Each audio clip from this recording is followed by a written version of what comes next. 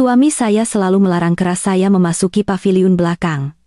Tapi suara samar tangisan bayi, memanggil nama saya dengan lembut dari sana, memaksa saya mendobrak pintu yang terkunci. Saya menjerit histeris. Lutut saya lemas.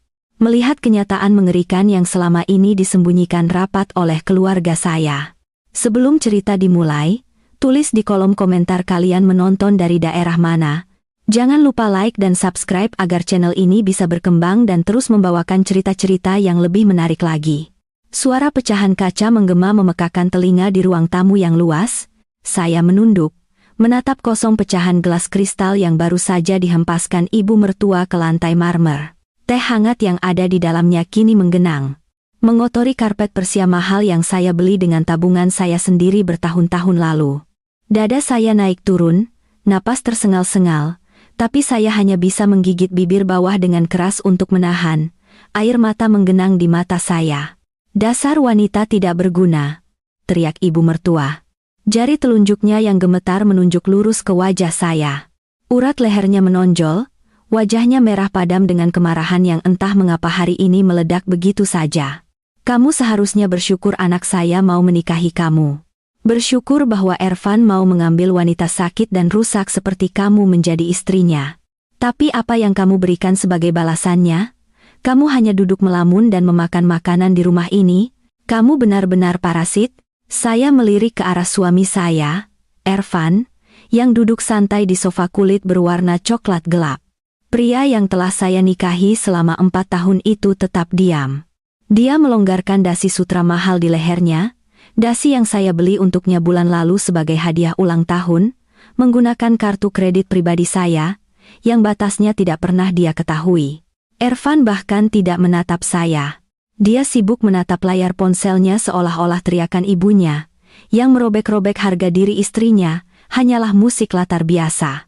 Tidak ada satupun kata pembelaan yang keluar dari pria yang pernah berjanji kepada almarhum ayah saya bahwa dia akan selalu melindungi saya. Mama, tolong kecilkan suara mama. Nanti didengar tetangga, kata Ervan akhirnya. Tapi itu bukan untuk membela saya. Itu murni karena dia takut reputasinya sebagai pria sukses dan terhormat di kompleks elit ini akan rusak. Biarkan saja mereka semua mendengar. Ibu mertua membalas, bahkan lebih ganas. Dia melangkah maju, nyaris menginjak pecahan kaca di dekat kaki saya. Biarkan semua orang tahu betapa malangnya anak saya memiliki istri mandul seperti kamu. 4 tahun menikah dan perut kamu tidak pernah membesar lagi setelah apa yang terjadi. Kamu tidak bisa memberikan kami pewaris. Jika kamu tidak bisa memberikan anak dan hanya akan terus menjadi benalu, hidup dari kesuksesan anak saya, lebih baik kamu segera kemasi barang-barangmu dan keluar dari rumah ini sekarang. Ultimatum itu melesat dari mulutnya, setajam pisau, menusuk tepat di hati saya. Hidup darinya, benalu. Kata-kata itu berputar-putar di kepala saya, menciptakan ironi yang begitu menyakitkan. Saya ingin tertawa dan menangis bersamaan. Ibu mertua tidak tahu apa-apa. Ervan tidak pernah menceritakan kebenaran yang sebenarnya. Mereka berdua berdiri di lantai marmer rumah ini dengan kesombongan yang luar biasa. Sama sekali tidak menyadari bahwa sertifikat hak milik rumah mewah 2 lantai ini sepenuhnya atas nama saya. Rumah ini adalah hadiah pernikahan dari almarhum ayah saya. Semua perabotan mahal, lampu gantung kristal yang tergantung di atas kepala kami, bahkan mobil sport model terbaru yang terparkir di garasi yang selalu dibanggakan Ervan kepada teman-temannya. Semuanya dibeli dengan warisan saya. Bahkan posisi CEO yang sangat dibanggakan Ervan. Yang dipamerkan ibu mertua di setiap acara klub adalah posisi di perusahaan keluarga saya, perusahaan yang saya bangun bersama ayah saya sejak saya kuliah. Saya memilih untuk mundur dari posisi kepemimpinan, dan memberikan posisi itu kepada Ervan karena saya sangat mencintainya. Saya ingin melindungi egonya sebagai seorang pria, sebagai kepala keluarga agar dia tidak merasa inferior karena memiliki istri yang lebih sukses darinya. Saya menekan potensi saya sendiri, menyembunyikan kekayaan saya yang sebenarnya, dan dengan sukarela memainkan peran sebagai ibu rumah tangga yang patuh. Semua demi pernikahan kami, dan ini adalah imbalan saya. Hinaan, tuduhan, dan sekarang diusir dari rumah saya sendiri. Saya mengepalkan tangan di samping tubuh saya. Kesabaran saya sudah mencapai batasnya. Saya membuka mulut, siap untuk menghancurkan semua kebohongan ini. Saya siap untuk berteriak bahwa mereka adalah parasit yang sebenarnya. Saya siap untuk mengusir mereka saat ini juga. Tapi sebelum sepatah kata pun bisa keluar dari bibir gemetar saya, suara samar menghentikan jantung saya untuk sesaat. Suara itu begitu lembut, hampir tenggelam oleh napas marah ibu mertua saya. Tapi telinga saya menangkapnya dengan jelas. Itu adalah suara tangisan, tangisan seorang anak kecil. Dan suara itu berasal dari lorong belakang, khususnya dari arah paviliun belakang yang selalu dikunci gembok oleh Ervan. Mama, Mama. Tangisan itu adalah panggilan, suaranya, seolah-olah anak itu telah menangis selama berjam-jam. Saya membeku. Darah saya terasa berhenti mengalir. Selama ini, Ervan dengan ketat melarang siapapun, terutama saya, untuk mendekati lorong belakang itu. Dia mengganti kunci pintu dan memasang gembok besar. Alasannya adalah bahwa ruangan itu digunakan sebagai fasilitas penyimpanan bahan kimia berbahaya untuk proyek perusahaan baru yang sedang diuji. Dia mengatakan udara itu beracun dan bisa memperburuk kondisi mental saya, yang menurut dokter masih tidak stabil sejak saya kehilangan bayi 2 tahun lalu. Dalam kebodohan saya dan kepercayaan buta pada suami saya selalu mematuhi larangannya tanpa pernah bertanya lebih lanjut. Tapi suara itu, tangisan itu begitu nyata. Ervan, suara saya keluar sebagai bisikan serak. Saya menatap matanya, yang tiba-tiba melebar karena panik. Ada suara anak kecil di belakang. Wajah Ervan yang sebelumnya santai langsung memucat pasi. Dia dengan kasar mematikan layar ponselnya dan berdiri, menghalangi jalan saya saat saya mengambil satu langkah menuju lorong. Kamu berhalusinasi lagi, desis Ervan cepat. Suaranya dipaksakan terdengar tenang, tapi matanya memancarkan ketakutan yang tidak bisa dia sembunyikan. Itu hanya kucing liar di atap atau anak tetangga. Kamu kehabisan obat penenangmu, kan? Makanya kegilaanmu kambuh. Ibu mertua mendengus sinis. Lihat, bukan hanya mandul, tapi juga gila. Cepat tangani istri gilamu, Ervan. Saya akan sangat malu jika tetangga mendengar dia berteriak omong kosong. Mama, tolong. Tangisan itu datang lagi, kali ini, lebih keras, lebih menyayat hati. Naluri keibuan saya, yang telah terkubur selama 2 tahun di bawah tumpukan kesedihan, tiba-tiba meletup. Saya tidak tahu dari mana kekuatan itu berasal. Tapi saya mendorong tubuh Ervan dengan sekuat tenaga, membuatnya terhuyung mundur ke meja kaca. Minggir. Saya berteriak sekuat tenaga, mengabaikan napas terkejut ibu mertua saya. Saya berlari menyusuri lorong panjang yang remang-remang. Jantung saya berdebar begitu kencang rasanya seperti akan meledak. Di ujung lorong, pintu kayu jati tebal berdiri menantang, gembok besi besar mengamankan rahasia di baliknya. Suara tangisan jelas berasal dari dalam.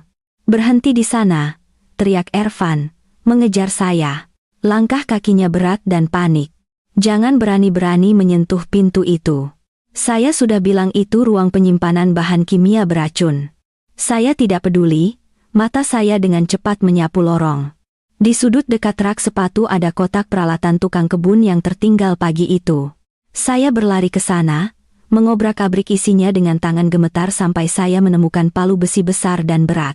Ervan baru saja akan meraih lengan saya ketika saya mengayunkan palu dengan sekuat tenaga, menghantamkannya ke gembok besi. Dentang. Pukulan pertama meleset, hanya sedikit merusak gembok. Ervan berhasil mencengkeram bahu saya, menarik saya mundur dengan kasar.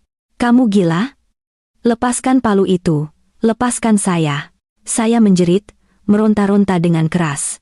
Saya mengayunkan siku ke belakang, mengenai rahang Ervan, dan cengkeramannya mengendur.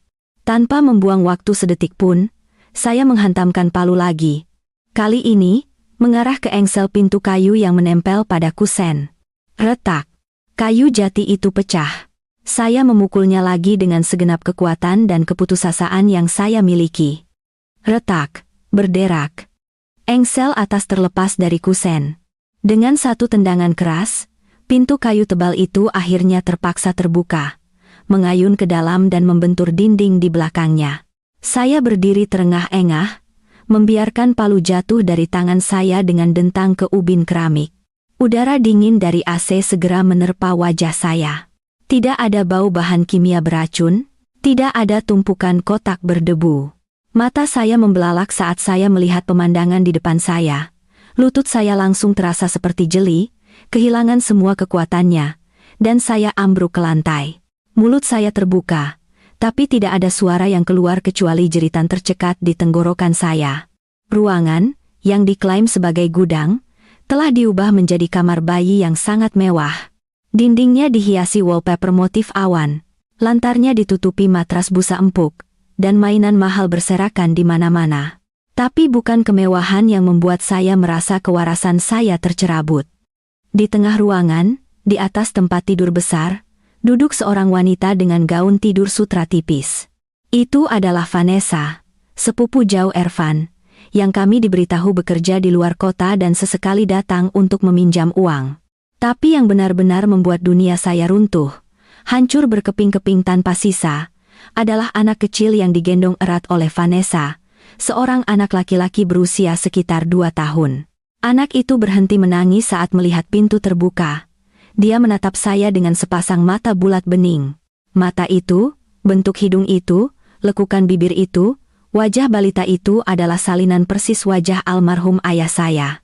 Garis keturunan keluarga saya tercetak begitu jelas di wajah malaikat kecil itu. "Mama," gumam balita itu lembut, mengulurkan tangan kecilnya ke arah saya. Seolah-olah ikatan darah di antara kami berbicara lebih keras daripada kebohongan apapun. Saya menjerit histeris, jeritan panjang yang menusuk, yang merobek kesunyian rumah, menyuarakan rasa sakit, pengkhianatan, dan kebenaran mengerikan yang akhirnya terungkap di depan mata saya. Pandangan saya kabur oleh air mata yang mengalir di wajah saya, tak terbendung. Dada saya terasa sesak, seolah-olah batu raksasa menghancurkan paru-paru saya. Saya masih berlutut di lantai lorong tepat di depan pintu yang baru saja saya hancurkan. Mata saya tidak bisa lepas dari balita yang kini disembunyikan Vanessa di belakang punggungnya. Anak laki-laki itu tampak ketakutan, melihat saya berteriak seperti wanita gila, tapi ada kerinduan yang tak terucap dalam tatapan polosnya saat dia terus mencoba mengintip saya. Ervan berdiri membeku di ambang pintu. Napasnya dangkal, wajahnya pucat pasi. Dia menatap Vanessa, lalu ke saya, matanya dipenuhi kepanikan yang luar biasa. Ibu mertua, yang mengikuti dari ruang tamu, tiba-tiba berdiri tak bergerak di belakang Ervan, mulutnya menganga setengah, menatap pemandangan di dalam apa yang disebut gudang beracun itu. Otak saya bekerja dengan kecepatan kilat, menyatukan fragmen-fragmen ingatan dari masa lalu yang telah berserakan dan diselimuti kabut kesedihan. Peristiwa 2 tahun lalu terulang dalam pikiran saya dengan sangat jelas seolah-olah baru terjadi kemarin. Jaring kebohongan yang begitu teliti dan kejam dirancang kini terungkap, mengekspos kebodohan saya sendiri. 2 tahun lalu, saya berada di puncak kebahagiaan. Saya hamil anak pertama saya, seorang bayi yang sangat saya dambakan. Hari itu, hujan turun lebat. Perut saya yang hamil besar tiba-tiba diserang kontraksi yang sangat intens jauh sebelum tanggal perkiraan lahir. Saya dilarikan ke rumah sakit bergengsi di pusat kota, rumah sakit yang sama tempat saya melakukan semua pemeriksaan. Saya ingat rasa sakit yang merobek tubuh saya di ruang bersalin. Saya ingat lampu bedah yang menyilaukan dan bunyi monitor detak jantung yang stabil. Hal terakhir yang saya ingat sebelum saya kehilangan kesadaran adalah suara tangisan bayi yang menusuk, tangisan pertamanya di dunia ini. Setelah itu, semuanya menjadi gelap. Ketika saya akhirnya membuka mata, saya berada di ruangan yang dingin, serba putih dengan selang infus di punggung tangan saya. Bau tajam antiseptik menyengat hidung saya. Saya mencoba bergerak, tapi seluruh tubuh saya terasa kaku dan mati rasa. Di samping tempat tidur saya, Ervan duduk dengan wajah bengkak, mata pria itu merah, dan dia memegang tangan saya erat-erat. Ketika dia melihat saya membuka mata, dia langsung mulai menangis. Air mata buaya yang selama 2 tahun saya yakini sebagai ekspresi terdalam dari kesedihan seorang ayah. "Sayang, kamu sudah bangun," bisik Ervan saat itu, mencium punggung tangan saya berulang kali. "Alhamdulillah kamu berhasil melewati masa kritis. Kamu koma selama 3 hari, Pertanyaan pertama saya, tentu saja, adalah satu-satunya yang penting, bayi kita. Di mana anak kita, Ervan? Saya bertanya, suara saya lemah, mata saya mencari-cari box bayi di ruangan itu. Ervan terdiam lama. Dia menundukkan kepala, bahunya bergetar seolah-olah menahan isakan yang menyakitkan. Lalu, dengan suara gemetar, dia mengucapkan kata-kata yang menghancurkan hidup saya. Saya minta maaf, sayang. Saya gagal melindungi kalian berdua. Anak kita, bayi kecil kita, dia tidak selamat. Paru-parunya belum sepenuhnya berkembang. Dokter melakukan segala yang mereka bisa, tapi dia meninggal beberapa jam setelah lahir. Dunia saya langsung runtuh. Saya menjerit dan menangis tak terkendali, meronta-ronta sampai jarum infus lepas dari tangan saya dan darah mengotori spray putih. Saya menuntut untuk melihat jenazah bayi saya. Saya menuntut untuk memeluknya, bahkan hanya sesaat. Tapi Ervan memeluk saya erat-erat. Dia mengatakan pemakaman sudah dilakukan karena rumah sakit menyarankan agar jenazah segera dimakamkan. Dan keadaan koma saya membuat tidak mungkin menunggu. Dia memberikan saya akta kematian dari rumah sakit yang dicap dengan segel resmi dan ditandatangani oleh dokter kandungan saya. Saya hancur. Depresi berat menghantam saya tanpa ampun. Selama berbulan-bulan, saya mengunci diri di kamar, menolak makan, menolak berbicara, hanya menangis sambil memeluk selimut bayi yang sudah saya siapkan jauh-jauh hari. Dokter yang merawat saya meresepkan berbagai obat penenang yang membuat saya merasa mengantuk, bingung, dan tidak bisa fokus. Obat-obatan itu membuat saya mudah dikendalikan, mematikan penalaran kritis dan logika saya. Dalam keadaan rapuh dan setengah sadar itulah, di bawah pengaruh obat-obatan, kebohongan kedua dilancarkan. Suatu malam, Ervan masuk ke kamar saya dengan setumpuk dokumen. Wajahnya menunjukkan kepanikan dan frustrasi. Dia duduk di tepi tempat tidur, memberitahu saya bahwa perusahaan ayah saya berada di ambang kebangkrutan besar-besaran. Ada masalah penggelapan dana dengan dewan direksi lama, dan banyak proyek bernilai jutaan dolar yang macet. Perusahaan ayahmu hancur, sayang, kata Ervan. Lalu, membelai rambut saya dengan lembut, kreditur menuntut pembayaran. Jika kita tidak bertindak cepat, bukan hanya perusahaan yang akan disita, tapi rumah ini dan semua aset pribadi kita juga akan diambil. Kamu sakit. Kamu tidak mungkin bisa menangani semua ini. Dengan kepolosan bodoh saya dan kondisi mental yang belum pulih, saya mendengarkan setiap perkataannya. Saya sudah berbicara dengan pengacara, lanjut Ervan, menyerahkan pulpen kepada saya. Kamu hanya perlu menandatangani surat kuasa penuh ini dan pengalihan sementara saham kepada saya. Saya akan masuk sebagai CEO untuk menghadapi para kreditur dan memperbaiki manajemen. Biarkan saya yang menanggung beban ini. Fokusmu sekarang hanyalah untuk sembuh. Percayalah, saya akan menyelamatkan warisan ayahmu. Tanpa membaca puluhan halaman dalam dokumen itu, tanpa bertanya kepada Bapak Ardi, pengacara kepercayaan keluarga saya, yang saat itu berada di luar negeri, saya menandatanganinya. Saya menyerahkan kendali penuh atas kekayaan saya, perusahaan saya, dan hidup saya kepada pria yang saya anggap pahlawan dan pelindung saya. Sekarang duduk di lantai dingin menghadapi ruangan rahasia ini, semua kebohongan itu terkelupas satu persatu, menampakkan bentuk aslinya yang busuk. Ervan tidak pernah menyelamatkan perusahaan saya. Dia merampoknya. Tidak pernah ada krisis atau ancaman kebangkrutan. Itu semua adalah skenario kejam yang dia rancang dengan kroni-kroninya untuk secara legal menyita aset saya saat saya tak berdaya. Dan yang paling jahat dari semuanya, anak saya tidak pernah meninggal. Saya menatap balita itu lagi. Fitur wajah ayah saya tidak bisa berbohong. Akta kematian itu palsu. Tangisan pertama yang saya dengar di ruang bersalin adalah tangisan kehidupan, bukan perpisahan. Ervan pasti menyuap dokter dan staf rumah sakit untuk memalsukan segalanya. Dia mengambil darah daging saya sendiri, memisahkan bayi yang baru lahir dari ibu yang koma dan membawanya ke sini. Dan Vanessa, ular itu yang selalu tersenyum manis setiap kali dia berkunjung dan memanggil saya Clara, sayang. Tidak heran dia tiba-tiba pindah keluar kota untuk bekerja hanya beberapa bulan sebelum saya melahirkan. Dia disembunyikan di sini di belakang rumah saya sendiri, diizinkan hidup mewah, menikmati uang saya dan membesarkan anak kandung saya sementara saya dikurung di bagian depan rumah dengan dalih kesehatan mental. Tidak heran, Ervan selalu memastikan saya meminum obat penenang tepat waktu. Dia tidak merawat saya.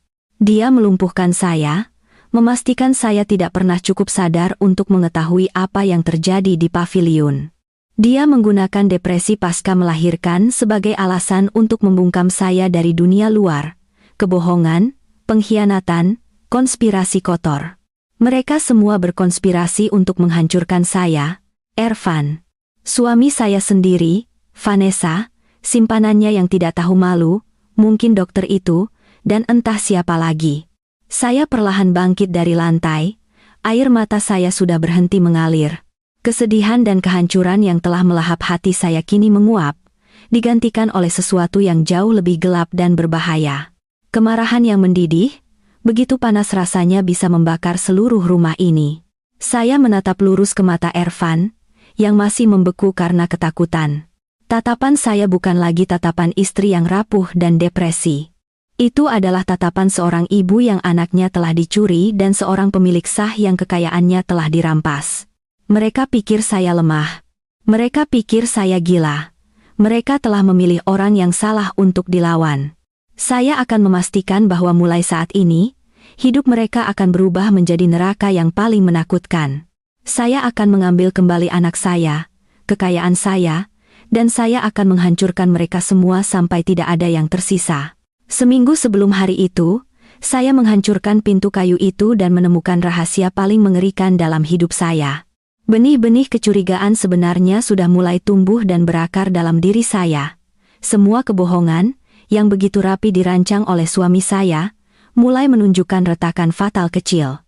Itu semua dimulai dengan barang sepele yang tidak sengaja saya temukan pada suatu pagi yang mendung. Hari itu, pembantu rumah tangga kami memiliki urusan keluarga, jadi saya memutuskan untuk menyortir cucian kotor suami saya sendiri.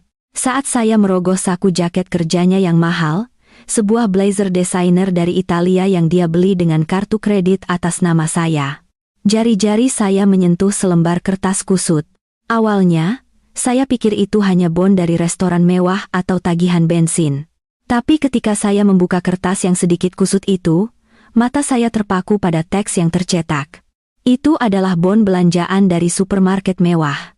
Tercantum sangat jelas 3 bungkus popok impor ukuran balita, 4 kaleng susu formula pertumbuhan premium, 2 pasang piyama anak-anak, dan beberapa mainan edukasi. Totalnya mencapai beberapa ratus ribu rupiah. Jantung saya langsung berdebar kencang.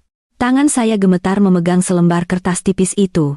Mengapa suami saya membeli begitu banyak perlengkapan bayi? Untuk siapa? Pikiran saya langsung tertuju pada yayasan amal anak-anak yang sering kami donasi, tapi biasanya asisten pribadinya yang menangani semua pembelian amal, bukan suami saya sendiri. Terlebih lagi, barang-barang ini dibeli pada pukul 10 malam, waktu ketika dia mengklaim sedang rapat darurat dengan dewan direksi. Malam itu juga, kecurigaan saya berubah menjadi dorongan nekat yang tidak bisa lagi saya tahan. Suami saya pulang terlambat, tampak kelelahan, dan langsung tertidur pula setelah mandi. Napasnya lembut tapi teratur, tanda dia sudah tertidur pulas. Saya tahu dia merasa sepenuhnya aman, berasumsi saya sudah meminum obat penenang dosis tinggi yang selalu dia paksakan setiap malam. Dia tidak tahu bahwa selama beberapa hari terakhir, saya mulai membuang pil-pil sialan itu ke toilet agar pikiran saya bisa jernih kembali. Sepelan bisikan angin, saya mengangkat selimut tebal kami. Saya keluar dari tempat tidur, memastikan tidak ada pegas yang berderit, dan berjingkat keluar dari kamar tidur utama. Tujuan saya malam itu adalah satu tempat, kantor pribadinya di ujung sayap barat. Rumah itu hening dan gelap, hanya diterangi oleh cahaya bulan yang menyaring melalui jendela kaca besar di ruang tamu. Udara malam terasa lebih dingin dari biasanya, meresap ke tulang saya, tapi rasa penasaran saya jauh lebih kuat daripada rasa takut saya. Saya memutar gagang pintu kantornya dengan sangat hati-hati. Itu tidak terkunci. Suami saya memiliki ego yang sangat besar. Dia merasa dia mengendalikan segalanya di rumah ini, jadi dia tidak melihat perlunya mengunci pintu kantornya dari istri yang dia anggap hampir gila. Begitu masuk, saya langsung menyalakan lampu kecil yang redup, memastikan cahayanya tidak akan terlihat dari jendela. Ruangan itu dipenuhi dengan parfum maskulin khas suami saya, bercampur dengan aroma kertas dan kulit kursi eksekutif besarnya. Mata saya langsung tertuju pada laci meja mahoni yang kokoh. Saya mencoba menarik pegangan satu persatu. Laci pertama terbuka, hanya berisi setumpuk folder kosong dan alat tulis. Laci kedua berisi beberapa buku catatan rapat, tapi laci paling bawah terkunci rapat. Saya menahan napas. Naluri saya mengatakan bahwa apapun yang dia sembunyikan, ada di laci paling bawah itu. Saya mulai mencari kunci di setiap sudut ruangan, di balik foto berbingkai kami di mejanya, di dalam tempat pulpen, di bawah tumpukan buku tebal. Tidak ada. Lalu mata saya tertuju pada brankas digital berukuran sedang yang rapi terpasang di rak buku di sudut. Brankas itu berwarna hitam legam dengan tampilan angka yang berkedip perlahan.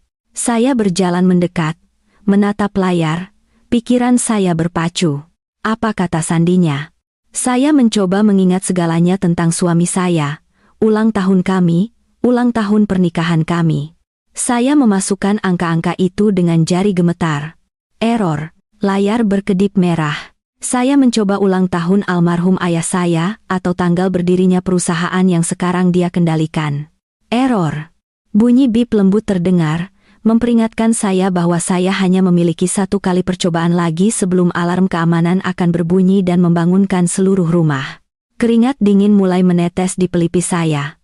Saya menutup mata, mencoba masuk ke dalam pikiran narsistik itu. Suami saya adalah seorang megalomania. Dia menyembah dirinya sendiri. Lebih dari apapun di dunia, dia mendambakan kekuasaan, kekayaan, dan pujian. Baginya, angka-angka terpenting tidak berhubungan dengan saya, tapi dengan dirinya sendiri. Tiba-tiba, sebuah ingatan melintas di benak saya. Tanggal ketika dia pertama kali memenangkan kontrak besar dan menjadi sampul majalah bisnis, sebuah pencapaian yang terus-menerus dia banggakan kepada siapapun yang dia temui. Tanggal itu adalah puncak kesuksesannya, hari ketika egonya sepenuhnya terpuaskan. Dengan tangan yang masih sedikit gemetar, saya menekan 6 digit angka ke layar brankas. Terdengar bunyi klik lembut diikuti oleh lampu indikator yang berubah hijau. Pintu brankas baja itu perlahan terbuka. Saya menghela napas panjang lega, lalu segera berlutut dan mengeluarkan isinya. Ada beberapa tumpukan dokumen di dalamnya. Saya mengambil tumpukan pertama. Mata saya membelalak saat membaca kop suratnya. Itu adalah perjanjian pinjaman yang dicap merah terang dari lembaga pemberi pinjaman tidak resmi atau lebih tepatnya lintah darat kelas kakap yang terkenal kejam di kota. Saya membaca angka-angka yang tercantum di sana. 1 miliar, 2 miliar, 3 miliar. Total utang suami saya mencapai beberapa miliar rupiah. Saya hampir menjerit tercekat. Untuk apa semua uang itu? Saya beralih ke halaman berikutnya dan menemukan rincian transfer dana. Mata saya menangkap nama yang saya kenal dengan sangat baik sebagai penerima rutin sejumlah uang fantastis. Vanessa, sepupu jauhnya. Uang itu mengalir ke rekening Vanessa, dan dari riwayat transaksi yang terlampir, jelas uang itu digunakan untuk transaksi di berbagai situs kasino online internasional, pembelian barang desainer mewah, dan liburan ke luar negeri tanpa sepengetahuan saya. Jadi selama ini, suami saya telah memanfaatkan nama perusahaan saya untuk meminjam uang dari lintah darat hanya untuk mendanai gaya hidup hedonistik dan kebiasaan judi simpanannya. Tangan saya meraih folder kedua di dasar brankas. Ketika saya membukanya, dunia saya terasa berhenti berputar. Itu adalah sertifikat hak milik perusahaan keluarga saya. Dokumen yang sama yang diserahkan suami saya ketika saya setengah sadar di ranjang rumah sakit 2 tahun lalu. Tapi kali ini saya bisa membacanya dengan pikiran jernih, tidak ada kata sementara di dalamnya. Dokumen itu adalah penyerahan hak kepemilikan yang lengkap dan total. Pemberian mutlak semua saham mayoritas perusahaan saya kepada suami saya tanpa satupun kompensasi untuk saya. Dan yang paling mengejutkan, tanda tangan di atas segel, meskipun sangat mirip dengan tanda tangan saya, jelas merupakan pemalsuan profesional. Goresannya berbeda dari tulisan tangan saya yang biasa. Dia telah memalsukan tanda tangan saya di depan notaris bayaran yang tidak diragukan lagi dia suap. Saya ambruk ke karpet tebal nan empuk di ruangan itu. Dada saya sesak, gelombang mual melanda saat saya melihat betapa kotor dan liciknya pria yang tidur di kamar sebelah saya itu. Dia bukan hanya pembohong, dia adalah seorang kriminal. Tapi di tengah kehancuran dan rasa sakit yang menyayat hati, sebuah kesadaran tajam muncul di benak saya. Saya melihat tumpukan dokumen lintah darat itu lagi. Suami saya mungkin terlihat kuat dan berkuasa di luar. Dia mungkin bertindak seperti raja di rumah ini, tapi pada kenyataannya, dia berdiri di atas bom waktu yang berdetak. Suami saya memiliki satu kelemahan fatal, fobia ekstrem terhadap kemiskinan dan penghinaan publik. Saya ingat sebuah insiden beberapa bulan lalu ketika kami menghadiri pesta salah satu rekan bisnisnya. Dia sangat marah pada seorang pelayan yang tidak sengaja menumpahkan sedikit air ke jaketnya hanya karena dia merasa harga dirinya terluka di depan jutawan lainnya. Dia takut terlihat miskin, terlihat seperti kegagalan, terlihat tidak berdaya. Dia telah membangun citra sempurna seorang eksekutif sukses. Tapi pada kenyataannya, dia tenggelam dalam utang jutaan dolar kepada lintah darat dengan bunga yang terus bertambah setiap bulan. Ini adalah senjata saya. Dokumen-dokumen ini, rahasia utang kotornya, dan ancaman dari lintah darat kejam itu, adalah pisau paling tajam yang akan saya gunakan untuk merobek topeng kesombongannya. Dia telah mengambil segalanya dari saya, dan saya akan memastikan dia merasakan ketakutan yang jauh lebih besar daripada sekadar rasa sakit.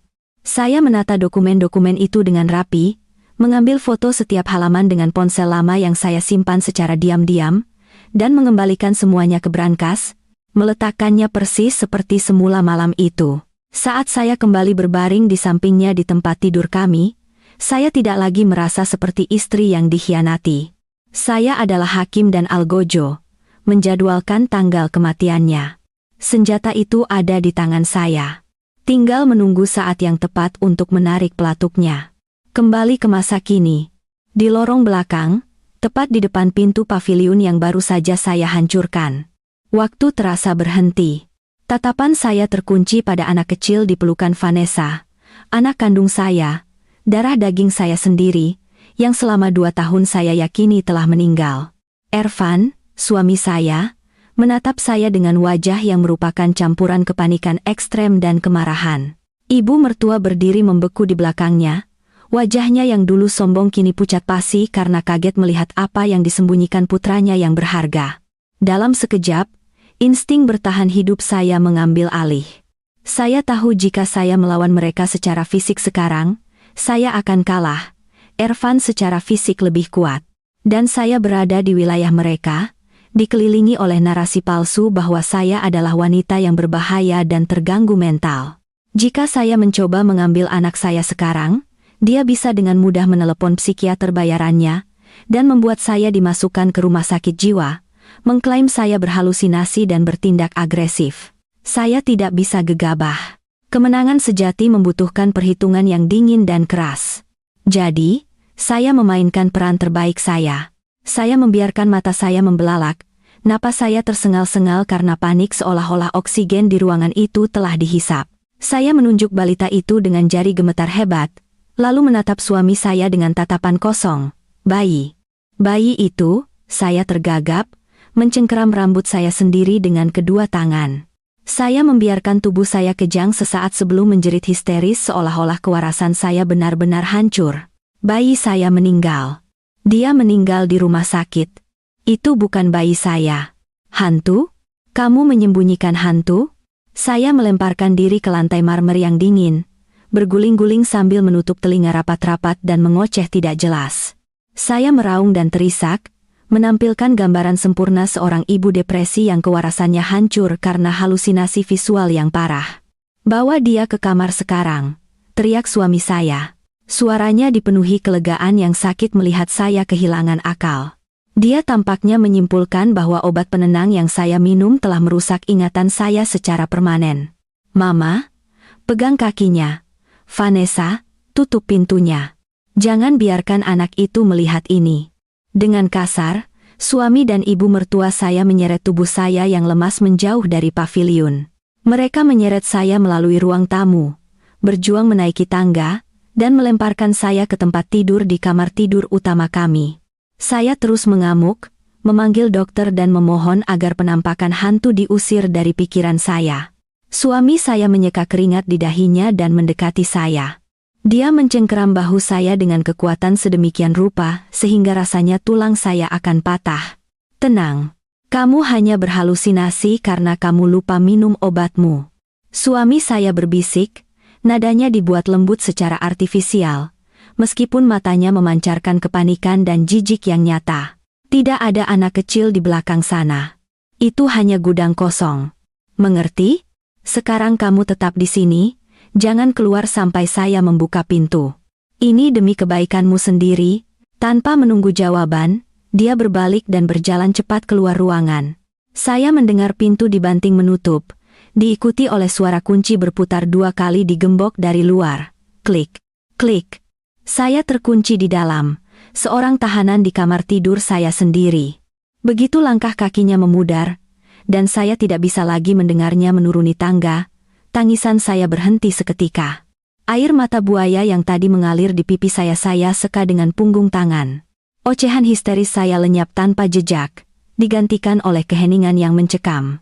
Saya bangkit dari tempat tidur, merapikan pakaian saya yang berantakan, dan berdiri tegak di depan cermin rias.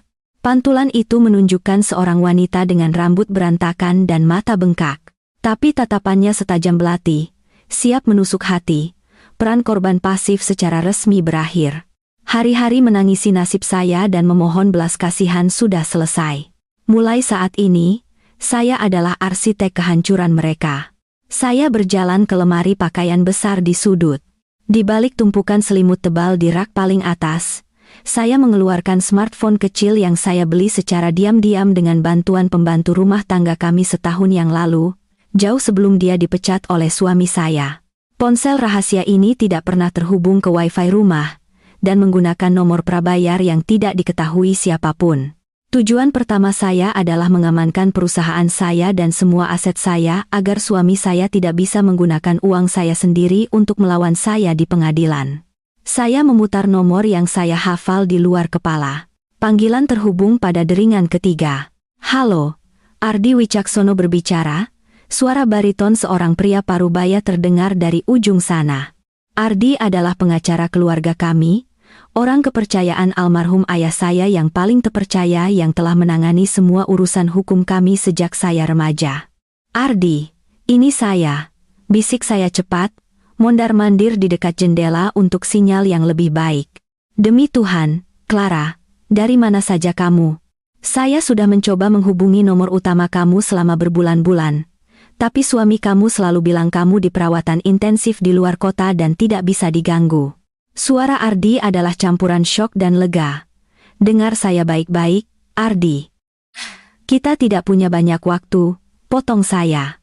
Suara saya dingin seperti es. "Suami saya telah membohongi kita semua. Dokumen pengalihan saham yang dia serahkan ke notaris adalah pemalsuan. Dia memalsukan tanda tangan saya menggunakan stempel dan memalsukan tanda tangan digital. Lebih buruk lagi, bayi yang katanya meninggal. Anak saya hidup, dia telah menahannya di belakang rumah ini bersama simpanannya." Keheningan panjang menyusul di ujung sana. Saya bisa mendengar napas berat Ardi yang tertahan. "Bajingan itu," kutuk Ardi, suaranya pelan dan dipenuhi kemarahan yang luar biasa. Saya selalu merasa ada yang salah dengan laporan keuangannya, tapi dia memblokir akses saya, mengutip restrukturisasi dewan. Apa yang harus saya lakukan, Clara? Beri saja perintahnya. Saya akan menghancurkannya secara hukum saat ini juga. Saya ingin kamu membekukan semua aset perusahaan. Instruksi saya jelas dan terstruktur. Otak saya bekerja cepat. Menata bidak-bidak di papan catur tak terlihat. Blokir semua akses ke rekening utama perusahaan dan rekening pribadi saya yang dia kendalikan. Kumpulkan semua salinan dokumen palsu. Siapkan surat pemecatan dengan alasan, memecatnya dari posisi CEO, tapi jangan kirim dulu, tahan semuanya. Saya ingin menjatuhkan bom ini pada saat yang tepat dia merasa paling berkuasa. Sesuai keinginanmu, Clara. Saya akan mulai bekerja dengan tim audit independen malam ini. Bagaimana dengan penculikan anak kamu? Haruskah kita menelepon polisi sekarang? Tanya Ardi. Belum. Jika kita menelepon polisi sekarang, dia bisa memutarbalikkan fakta, mengatakan anak itu adopsi ilegal atau anak kerabat, lalu menuduh saya gila. Saya butuh bukti fisik yang tak terbantahkan. Hubungi koneksi kamu di lab forensik. Kita butuh tes DNA darurat. Setelah menutup telepon dengan Ardi, saya langsung memutar nomor lain. Kali ini panggilan itu ditujukan kepada Jessie, sahabat terbaik saya dari kuliah yang bekerja sebagai jurnalis investigasi. Jessie adalah satu-satunya orang lain yang tahu betapa terobsesinya suami saya dengan citra publiknya. Halo. Suara Jessie terdengar mengantuk. Jessie, ini saya, tolong jangan bertanya. Dengarkan saja, kata saya cepat. Ya Tuhan, dari mana saja kamu, bodoh? Saya hampir melaporkan orang hilang. Suami kamu bilang kamu dipindahkan ke sanatorium. Jessie menjerit dari ujung telepon. Saya akan menjelaskan semuanya nanti. Sekarang, saya butuh bantuanmu, kata saya. Nada suara saya membuat Jessie terdiam, menyadari betapa seriusnya situasi ini. Kamu punya koneksi dengan agen detektif swasta atau tim forensik yang bisa kita sewa secara diam-diam, kan? Saya butuh mereka masuk ke rumah saya besok siang saat suami saya bekerja. Mereka perlu mengambil sampel rambut dari bayi di paviliun dan dari sikat rambut suami saya di kamar mandi untuk tes DNA rahasia. Tes DNA? Tunggu. Jangan bilang bayi yang meninggal itu. Jessie tidak bisa menyelesaikan kalimatnya. Naluri jurnalistiknya dengan cepat menyatukannya. Ya, anak saya hidup, jawab saya. Suara saya sedikit gemetar karena emosi sebelum mengeras lagi. Dan Jessie, saya ingin kamu membocorkan alamat paviliun itu ke forum dark web untuk perjudian online berisiko tinggi. Suami saya berutang jutaan kepada Lintah Darat atas nama simpanannya. Saya ingin penagih utang mereka datang ke rumah ini dan meneror mereka setiap malam. Buat hidup mereka jadi neraka. Sial, Clara, kamu bermain habis-habisan. Saya mengerti. Jessie tertawa kecil. Berbahaya. Jangan khawatir, saya akan mengirim tim forensik terbaik ke sana besok.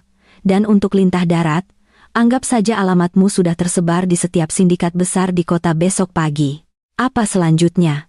Saya akan mengumpulkan semua senjata saya, dan pada saat yang tepat, saya akan membuat mereka memohon kematian kepada saya. Saya mengakhiri panggilan, menyembunyikan ponsel kembali ke tempatnya, dan duduk di tepi tempat tidur. Saya memeluk diri sendiri, menatap pintu yang terkunci dengan senyum tipis dan mematikan. Perburuan baru saja dimulai, mereka telah membangunkan monster di dalam diri saya, dan monster ini haus akan keadilan. Tunggu saja, suamiku sayang. Neraka yang kamu bangun untuk saya akan menjadi kuburanmu sendiri. 2 hari telah berlalu sejak insiden pintu itu. Selama 48 jam terakhir, saya telah memainkan peran istri yang gila dan tidak waras dengan sempurna. Saya tetap terkunci di kamar tidur utama, menolak nampan makanan yang diselipkan di bawah pintu. Sesekali, saya akan menjerit histeris, memanggil bayi saya seolah-olah saya berhalusinasi hantunya dari balik pintu yang terkunci. Saya bisa mendengar langkah kaki suami saya mondar-mandir dengan puas. Dia berbicara dengan ibunya di lorong. Suaranya penuh nada jijik dan merendahkan yang memuakkan. Dia meyakinkan wanita tua itu bahwa kewarasan saya sudah benar-benar hilang dan bahwa dia akan segera mengurus dokumen untuk fasilitas psikiatri agar saya dikeluarkan secara permanen dari rumah. Mereka tertawa, tawa serakah dan jelek yang bergema di rumah yang saya beli dengan uang hasil jerih payah saya sendiri. Mereka pikir mereka sudah menang. Mereka pikir saya adalah mangsa yang mati. Tapi di dalam ruangan gelap ini, tersembunyi di bawah selimut tebal.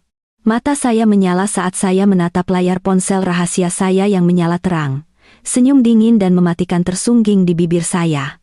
Malam ini, fase pertama serangan balasan saya akan dimulai. Saya tidak akan menggunakan kekerasan fisik. Saya akan secara metodis menghancurkan kewarasan suami saya, merobek rasa amannya, dan membiarkan fobia terbesarnya melahapnya hidup-hidup. Tepat pukul 2.00 dini hari, ketika semua orang di rumah tenggelam dalam mimpi kotor mereka, saya membuka aplikasi kontrol rumah pintar di ponsel saya. Ketika rumah ini pertama kali dibangun, sayalah yang merancang seluruh sistem keamanannya. Saya telah memasang speaker tersembunyi di setiap sudut rumah, termasuk kamar tidur utama, ruang keluarga, dan paviliun. Suami saya tidak pernah tahu tentang fitur ini. Dia terlalu malas untuk belajar tentang teknologi dan menganggap hal-hal seperti itu sepele. Dengan jari-jari cekatan, saya menghubungkan ponsel saya ke sistem audio pusat. Saya membuka file suara yang telah saya simpan secara diam-diam selama 2 tahun. Itu adalah rekaman suara saya sendiri menyanyikan lagu Nina Bobo yang diselingi suara tangisan bayi yang menyayat hati.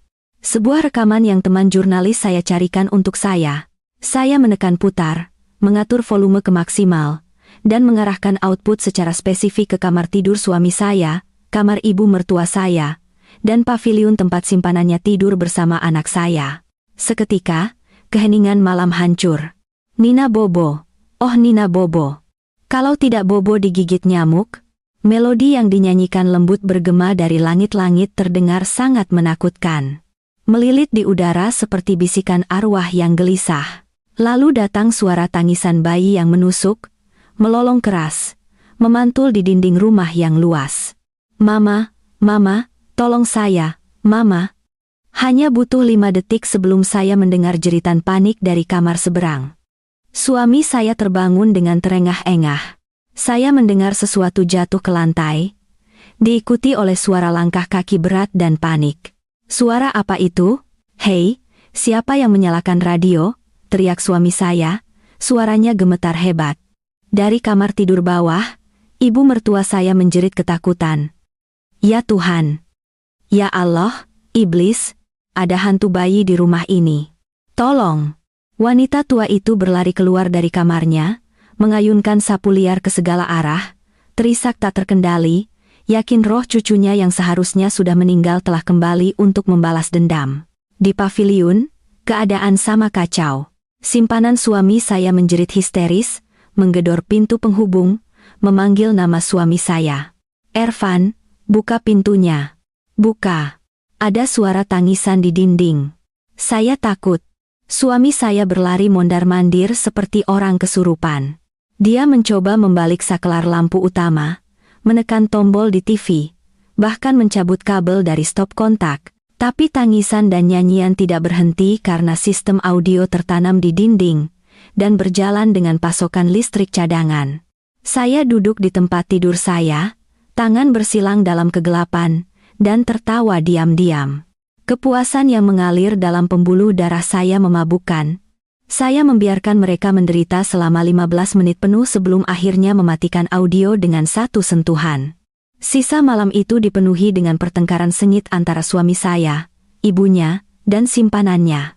Masing-masing menyalahkan yang lain atas teror supranatural itu. Siang berikutnya, saya melancarkan serangan kedua saya. Malam sebelumnya untuk pikirannya. Hari ini untuk harga dirinya. Pengacara saya telah bergerak cepat, membekukan semua aset dan kartu kredit yang terkait dengan nama saya atau rekening utama perusahaan. Saya tahu jadwal harian simpanan suami saya dengan sempurna. Setiap Rabu siang, parasit itu akan pergi ke mal mewah untuk menghabiskan uang suami saya, bergaul dengan lingkaran sosialit palsunya, dan memamerkan barang-barang desainernya. Tepat tengah hari, keributan besar meletus di lantai bawah. Saya menempelkan telinga saya ke pintu yang terkunci. Saya mendengar pintu depan dibanting dengan keras, diikuti oleh suara sepatu hak tinggi yang menghentak marah di lantai marmer. Ervan, keluar sini. Keluar sini sekarang. Simpanan suami saya menjerit, memanggilnya. Suami saya, yang sedang minum kopi di ruang tamu, terdengar bingung. Ada apa denganmu? Mengapa kamu berteriak seperti orang gila? Kamu pulang tanpa tas belanjaan, hanya dengan suasana hati yang buruk. Kamu yang gila. Kamu sengaja melakukan ini untuk mempermalukan saya di depan semua teman saya, kan? Wanita itu menjerit, terisak dengan emosi yang meluap-luap. Saya berada di butik desainer. Saya sudah memilih 2 tas kulit buaya edisi terbatas di depan seluruh teman makan siang saya. Tapi ketika saya menyerahkan kartu hitammu, kasir menolaknya. Kartunya ditolak, diblokir. Kasir sialan itu menatap saya dengan begitu jijik dan bilang rekeningnya dibekukan. Teman-teman saya menertawakan saya. Reputasi saya hancur. Kamu bilang kamu CEO kaya, tapi kamu bahkan tidak bisa membayar tas tangan. Apa maksudmu, diblokir? Suara suami saya meninggi, panik. Fobianya terhadap kemiskinan dan rasa malu telah dipicu secara brutal. Itu tidak mungkin. Batas kartu itu tidak terbatas. Berikan padaku, saya akan menelepon bank sekarang. Saya mendengarkan percakapan telepon suami saya dengan bank dari balik pintu. Nada suaranya, yang awalnya sombong dan menuntut, perlahan berubah menjadi bisikan gemetar dan ketakutan. Apa maksudmu rekening saya dibekukan atas perintah pemegang utama? Saya suaminya. Saya CEO. Halo. Sialan. Suami saya membanting ponselnya ke lantai. Layarnya retak. Apa yang terjadi? Tuntut simpanannya. Suaranya penuh kecurigaan. Saya tidak tahu. Bank bilang semua kredensial keamanan diubah secara sentral. Suami saya terdengar sangat frustrasi. Napasnya berat. Tidak ada kartu yang berfungsi. Dan uang tunai yang saya miliki di brankas sudah saya gunakan untuk membayar bunga pinjaman bulan lalu. Mendengar kata pinjaman, serangan ketiga saya untuk hari itu tiba tepat waktu. Teman saya telah melakukan tugasnya dengan cemerlang. Tepat saat matahari terbenam dan langit menggelap, sebuah van hitam dan selusin sepeda motor menderu-deru berhenti di depan gerbang utama rumah mewah kami. Dari jendela lantai 2 saya mengintip melalui tirai dan melihat ke bawah. Sekitar 20 pria bertato besar membawa batang besi keluar dari kendaraan mereka. Mereka adalah penagih utang dari sindikat lintah darat yang telah meminjamkan jutaan kepada suami saya untuk mendanai gaya hidup simpanannya. Alamat, yang selama ini dijaga kerahasiaannya oleh suami saya, kini menjadi pengetahuan umum. Bang. Suara batang besi menghantam gerbang besi bergema di jalan perumahan. Tetangga yang penasaran mulai keluar dari rumah mereka, berdiri di halaman mereka untuk menyaksikan tontonan memalukan ini dengan mata menghakimi. Hei, CEO palsu, keluar sini, teriak salah satu pria terbesar, suaranya serak menggelegar. Di mana uang bos kami? Bayar utangmu, bajingan. Kamu mengambil jutaan untuk mendanai perjudian simpananmu, dan sekarang kamu bersembunyi di rumah mewah ini. Di lantai bawah, suasana berubah menjadi neraka. Suami saya dengan panik berteriak kepada keamanan rumah untuk mengunci ganda gerbang, tapi para preman terus menggedor dan melemparkan batu ke jendela lantai 1. Crash! Suara pecahan kaca diikuti oleh jeritan ketakutan ibu mertua saya. Bencana apa ini? Siapa pria-pria kejam di luar itu? Ibu mertua saya menangis histeris, mencengkeram lengan suami saya. Kamu bilang kamu sukses. Kamu bilang kamu kaya. Mengapa para preman menagih utang di rumah kita? Diam, Ma. Berhenti bertanya. Suami saya membentak dengan kasar. Rasa hormatnya kepada ibunya menguap seketika, digantikan oleh kepanikan yang luar biasa. Fobianya terhadap rasa malu meledak. Dia takut terlihat miskin dan cacat di mata publik. Sekarang semua tetangga di komunitas elit yang selalu dia coba buat terkesan menyaksikan kejatuhannya. Reputasinya hancur dalam satu malam. Kamu berutang jutaan kepada lintah darat, simpanannya menjerit dari paviliun. Kamu bilang uang itu murni dari keuntungan perusahaanmu. Jika mereka menyentuh barang-barang saya akan membunuhmu. Saya bersandar pada kusen jendela, menyaksikan kekacauan di bawah dengan hati sedingin es. Tidak ada sedikit pun rasa kasihan di dada saya. Mereka menuai badai yang telah mereka tabur. Serangan psikologis ini berhasil membongkar kewarasan dan rasa aman mereka. Suami saya sekarang terpojok seperti tikus yang ketakutan, dan besok pagi, ketika dia tidak punya jalan keluar, saya akan memberikan pukulan fatal yang akan mengakhiri segalanya. Pagi menjelang dengan udara yang terasa berat dan mencekik di dalam rumah. Sisa-sisa kekacauan tadi malam masih terlihat. Pecahan kaca di jendela ruang tamu belum dibersihkan, dan bau ketakutan seolah menempel di setiap dinding. Para penagih utang baru pergi menjelang subuh setelah mengancam akan membakar paviliun jika uang mereka tidak dibayar lunas dalam 48 jam. Saya duduk tenang di tepi tempat tidur, perlahan menyisir rambut. Saya sudah mandi, mengenakan gaun rumah yang rapi, dan wajah saya tidak lagi menunjukkan keputusasaan. Mata saya jernih dan tajam. Saya mendengar suara kunci berputar di gembok.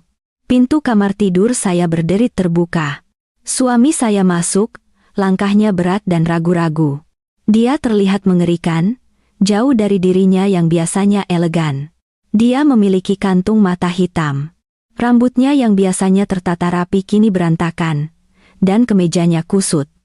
Dia terlihat seperti mayat berjalan. Tangannya gemetar saat dia meletakkan nampan berisi sarapan dan secangkir teh, yang saya yakin dicampur dengan obat penenang dosis tinggi, di meja samping tempat tidur. Di tangan lainnya, dia memegang folder kulit coklat. "Selamat pagi, sayang," kata suami saya. Suaranya dipaksakan terdengar lembut dan penuh kasih, tapi senyumnya kaku, dan matanya tidak bisa menyembunyikan keputusasaan yang mendalam. Dia terpojok, sangat membutuhkan uang tunai, dan saya adalah satu-satunya jalan keluarnya. Saya tidak menjawab. Saya hanya menatapnya langsung, membiarkan keheningan mengintimidasinya. Dia berdeham, mencoba menguasai diri. Dia menarik kursi dan duduk di depan saya. "Kamu terlihat jauh lebih baik hari ini. Saya rasa halusinasi dan serangan panikmu sudah mereda. Sayang, saya sudah berpikir semalaman. Kondisimu tidak akan membaik di rumah ini. Suasana di sini tidak baik untukmu. Saya menemukan fasilitas kesehatan mental premium di luar negeri. Kamu bisa beristirahat di sana jauh dari semua gangguan dan dirawat oleh dokter terbaik." Dia menggeser folder coklat itu ke arah saya, lalu mengambil pena emas dari saku kemejanya. "Kamu hanya perlu menandatangani dokumen ini. Ini adalah formulir persetujuan perwalian, agar saya bisa menangani semua urusan administrasimu di sana. Dan karena biayanya sangat tinggi, saya juga telah menyertakan klausul untuk penjualan rumah ini dan likuidasi dana daruratmu untuk menutupi biaya medismu. Ini semua demi kebaikanmu sendiri. Kamu percaya saya, kan?" Saya menatap kertas-kertas yang dia tunjukkan. Itu bukan formulir persetujuan perwalian. Itu adalah akta jual beli rumah palsu dan surat kuasa untuk melikuidasi semua sisa simpanan bank saya. Dia bermaksud menjual rumah ayah saya untuk melunasi utang judinya kepada lintah darat dan membuang saya ke institusi mental terpencil agar rahasianya aman selamanya. Licik, iblis sejati dalam wujud manusia. Perlahan, saya mengangkat wajah saya. Senyum kecil sedingin es kutub Arktik menyebar di bibir saya. "Kamu benar-benar tidak tahu kapan harus berhenti, kan?" Suara saya terdengar jernih, tenang, dan tajam. Tidak ada lagi gemetar, tidak ada lagi petunjuk kegilaan. Suami saya membeku, matanya berkedip beberapa kali, terkejut oleh perubahan drastis dalam nada suara saya. "Apa? Apa maksudmu, sayang? Jangan mulai berhalusinasi lagi. Tanda tangani saja ini." Alih-alih mengambil pulpennya, saya mengambil dokumen palsu itu.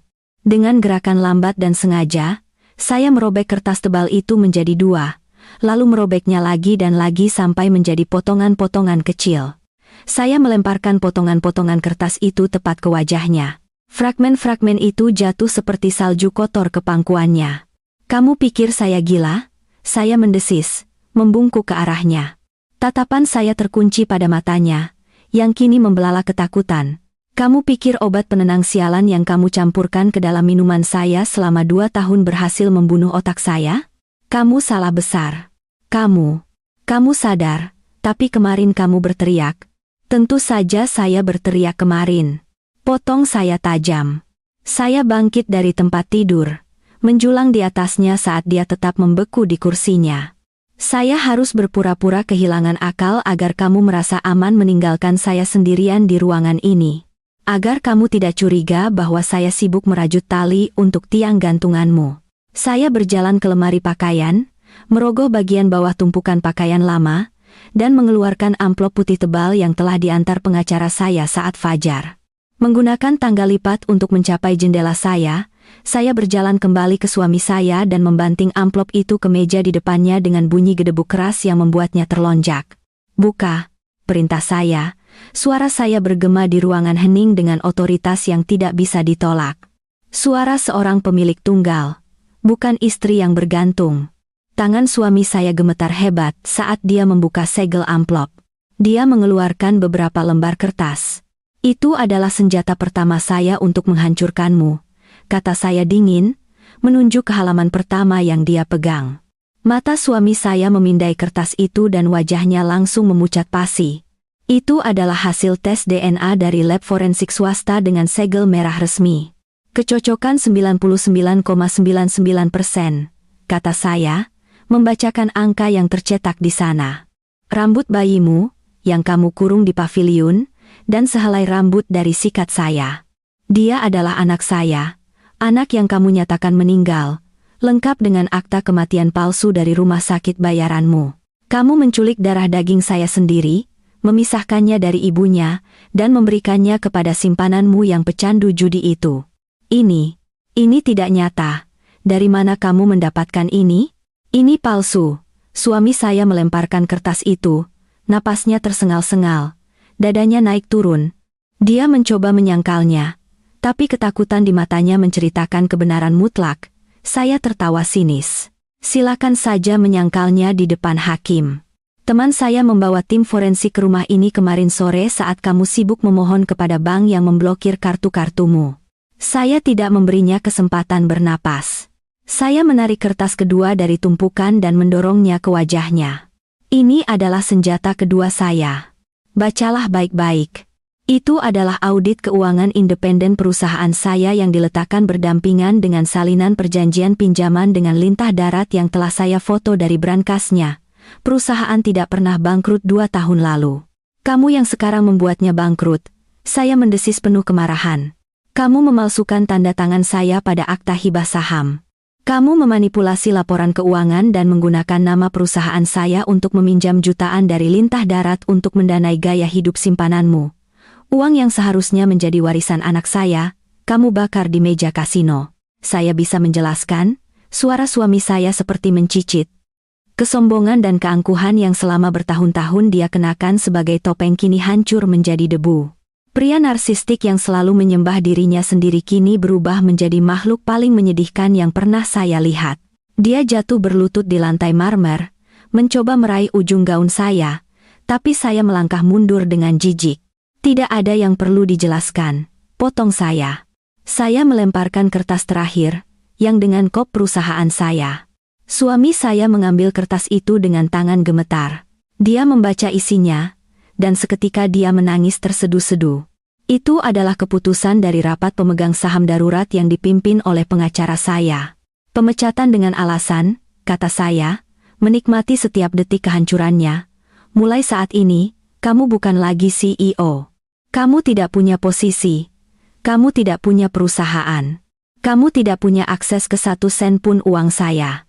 Kartu kreditmu mati, rekening bankmu dibekukan, dan pria-pria yang menggedor gerbangmu tadi malam akan kembali malam ini untuk menagih jutaan yang tidak akan pernah bisa kamu bayar seumur hidupmu. Tolong, saya mohon, sayang, suami saya meraung, merangkak untuk memeluk kaki saya. Maafkan saya. Saya lemah. Saya dibutakan keserakahan. Jangan lakukan ini pada saya. Lintah darat itu akan membunuh saya. Tolong lunasi utang saya. Kamu sangat kaya. Kamu bisa menyelamatkan saya demi pernikahan kita. Pernikahan? Saya menendang tubuhnya, membuatnya terguling ke belakang. Kemarahan yang telah lama saya tekan meletus seperti gunung berapi. Kamu menukarkan pernikahan kita saat kamu memalsukan kematian anak kita. Kamu sudah mati bagi saya sejak hari itu. Tiba-tiba, pintu kamar tidur terbuka lebar. Ibu mertua masuk dengan tatapan bingung, memegang keranjang belanja kecil. Ervan, ada apa ini? Mengapa kamu menangis di lantai? Wanita tua itu berseru, berlari ke putranya. Dia melotot ke arah saya. Dasar penyihir gila. Apa yang sudah kamu lakukan pada putra saya yang sukses? Uang belanja saya kurang, suruh istri parasit ini mengambilkan uang tunai. Tutup mulut tuamu, raung saya. Suara saya menggelegar, menghentikan omelannya. Saya menatap wanita tua yang selama bertahun-tahun menghina saya dengan mata penuh kebencian. Putra kesayanganmu hanyalah pencuri kerah putih. Dia tidak punya apa-apa. Rumah ini milik saya. Perusahaan ini milik saya. Mobil yang kamu pamerkan kepada teman-teman klubmu dibeli dengan uang saya, dan putra kesayanganmu sekarang berutang jutaan kepada para preman yang menghancurkan jendela kita tadi malam. Ibu mertua membeku. Keranjang belanja jatuh dari tangannya. Dia menatap putranya, kini meringkuk dan menangis di lantai, lalu ke arah saya, perlahan menyadari bahwa semua kesombongan palsunya hanyalah debu di angin. Saya berjalan melewati keduanya, membuka pintu kamar tidur saya lebar-lebar. Udara kebebasan menyapu wajah saya. Waktumu di rumah ini sudah berakhir. Besok, saya akan membawa mimpi buruk ini ke tingkat selanjutnya. Saya menatap mereka dengan senyum seorang penakluk. Kamu pikir kamu sudah melihat yang terburuk? Percayalah, penghakiman yang sebenarnya baru saja dimulai. Sore itu, langit mendung, seolah alam semesta sendiri bersiap untuk menyaksikan tontonan keadilan yang telah lama ditunggu. Meskipun suami saya telah hancur total di depan saya pagi itu, ibu mertua saya tampaknya memiliki tingkat kesombongan dan kebodohan yang tidak bisa diselamatkan. Tidak menyadari bahwa putranya yang berharga baru saja kehilangan seluruh perusahaan dan sedang diburu oleh pembunuh bayaran yang menyamar sebagai penagih utang, wanita tua itu dengan keras kepala melanjutkan rencana kejinya. Dia telah mengirim undangan 2 hari sebelumnya. Dari jendela lantai 2 saya melihat mobil-mobil mewah mulai berjejer di jalan di depan rumah saya. Ibu mertua saya telah mengundang kepala RT, tokoh masyarakat setempat, para wanita sosialita dari lingkungan elit kami, dan semua kerabat dari pihak keluarga suami saya. Dia bahkan menyewa layanan catering mahal, tidak diragukan lagi dengan sisa batas kartu kredit yang belum dia ketahui telah saya blokir, untuk menyajikan hidangan mewah di halaman belakang. Sebuah tenda putih besar telah didirikan. Kursi-kursi yang dilapisi satin tertata rapi menghadap panggung kecil yang dilengkapi dengan layar proyektor. Tujuan acaranya ini sangat keji. Dia berencana menggunakan kedok pertemuan kesehatan masyarakat sebagai panggung untuk mengumumkan kepada dunia bahwa saya telah kehilangan kewarasan saya secara permanen. Dia ingin membangun narasi publik bahwa saya adalah istri gila yang berbahaya, memberikan putranya alasan yang sah di mata masyarakat dan hukum untuk mengirim saya ke institusi mental dan menjual rumah itu. Dia ingin membersihkan nama keluarganya sebelum membuang saya seperti sampah. Saya berdiri di depan cermin besar di kamar saya. Gaun tidur usang yang telah saya kenakan selama 2 tahun terakhir kini ada di tempat sampah. Malam ini, saya tidak akan tampil sebagai korban. Saya membuka lemari pakaian lama saya dan mengeluarkan setelan power suit wanita yang elegan dan tajam, berwarna biru navy yang berwibawa. Saya dengan hati-hati merias wajah, menyembunyikan lingkaran hitam di bawah mata saya dan memoles bibir saya dengan lipstik merah gelap yang memancarkan keberanian dan otoritas. Saya menata rambut saya dengan sanggul rapi dan profesional. Ketika saya melihat pantulan saya tidak lagi melihat wanita depresi yang berduka atas kematian palsu bayinya. Saya melihat seorang pemilik sah, seorang CEO, dan seorang ibu yang siap merobek tenggorokan siapapun yang berani menyakiti anaknya. Tepat pukul 8 malam, acara dimulai. Suara dentingan sendok garpu dan obrolan tamu terdengar sampai ke kamar saya. Melalui celah pintu, yang sengaja saya biarkan sedikit terbuka, saya mendengar langkah kaki teman saya, yang menyelinap masuk melalui pintu samping, membawa tas laptop hitam. Dia memberi saya acungan jempol dari puncak tangga, menandakan bahwa dia berhasil meretas sistem proyektor di halaman belakang dan menunggu isyarat saya. Saya melangkah keluar dari kamar, berjalan menyusuri lorong lantai 2. Saya bisa mendengar suara ibu mertua saya bergema melalui speaker. Dia berdiri di panggung kecil, memegang mikrofon dengan tangan yang dihiasi gelang emas tebal, emas yang dibeli dengan warisan saya, hadirin sekalian, dan semua keluarga serta teman-teman terkasih. Suara ibu mertua saya gemetar, dipalsukan agar terdengar seperti dia menahan kesedihan yang mendalam. Terima kasih sudah datang malam ini. Sungguh menyayat hati saya harus menyampaikan masalah pribadi keluarga kami, tapi kami tidak punya pilihan lain. Menantu saya, istri putra tercinta saya, telah sepenuhnya kehilangan kewarasannya sejak kehilangan bayinya 2 tahun lalu. Akhir-akhir ini, dia mengalami ledakan kekerasan, merusak barang-barang, dan berhalusinasi hantu di rumah ini. Bisikan simpati menyebar di antara para tamu. Beberapa wanita sosialita saling berbisik, menggelengkan kepala. Putra saya telah mencoba menjadi suami yang sangat sabar, lanjut ibu mertua saya, menyeka sudut matanya dengan tisu. Dia telah bekerja siang malam menjalankan perusahaan sambil merawat istrinya yang sakit. Tapi demi keselamatan kita semua dan demi kebaikan menantu saya sendiri, keluarga kami telah memutuskan untuk mengirimnya ke fasilitas kesehatan mental intensif besok pagi. Kami mohon doa restu Anda agar prosesnya berjalan lancar. Suami saya duduk di barisan depan. Dia tidak berani melihat ke panggung, wajahnya pucat pasi. Tubuhnya gemetar dan kemejanya basah oleh keringat dingin. Dia tahu apa yang akan terjadi, tapi ketakutannya terhadap lintah darat dan rasa malunya sendiri telah melumpuhkannya. Di sampingnya duduk simpanannya, menggendong anak kandung saya di pangkuannya. Anak laki-laki itu memakai topi rajut untuk menyamarkan wajahnya dari para tamu. Wanita ular itu sesekali mengelus punggung suami saya, berpura-pura menjadi kerabat yang mendukung. Kemarahan saya memuncak, melihat anak saya di pangkuan wanita itu. Sudah waktunya untuk mengakhiri sirkus murahan ini. Saya menuruni tangga marmer, langkah saya lambat, mantap, dan diselingi bunyi klik tajam dari sepatu hak tinggi saya. Klik, klak. Suara langkah kaki saya memecah keheningan yang mengikuti pidato palsu ibu mertua saya. Satu persatu, kepala para tamu menoleh ke arah sumber suara. Bisikan mereka berhenti seketika. Mulut mereka sedikit terbuka. Mereka mengira akan melihat wanita gila dengan rambut berantakan dan pakaian kotor diseret oleh perawat. Sebaliknya, mereka melihat seorang wanita bisnis yang kuat, berpakaian rapi, menatap mereka dengan mata yang tajam dan waras. Ibu mertua saya membeku di panggung. Tisu jatuh dari tangannya, mulutnya menganga melihat saya. "Kamu, mengapa kamu keluar dari kamarmu? Kembali ke kamarmu sekarang." Dia menjerit, lupa mematikan mikrofon, sehingga suaranya yang melengking meledak di seluruh taman. Saya mengabaikannya. Saya berjalan melewati kerumunan tamu, yang secara otomatis menyingkir untuk memberi jalan bagi saya.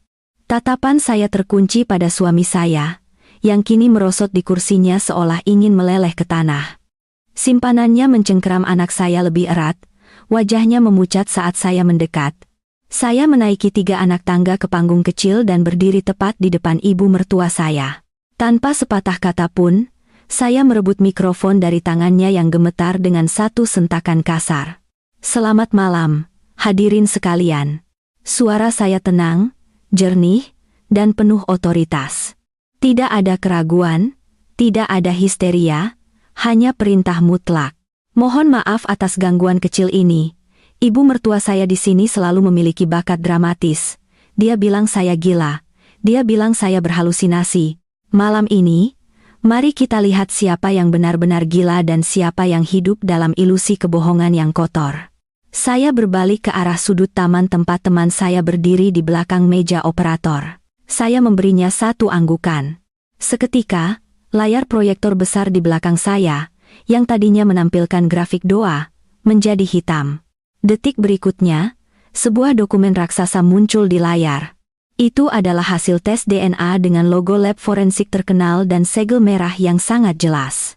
"Hadirin sekalian, izinkan saya memperkenalkan kebenaran pertama," kata saya, menunjuk ke layar.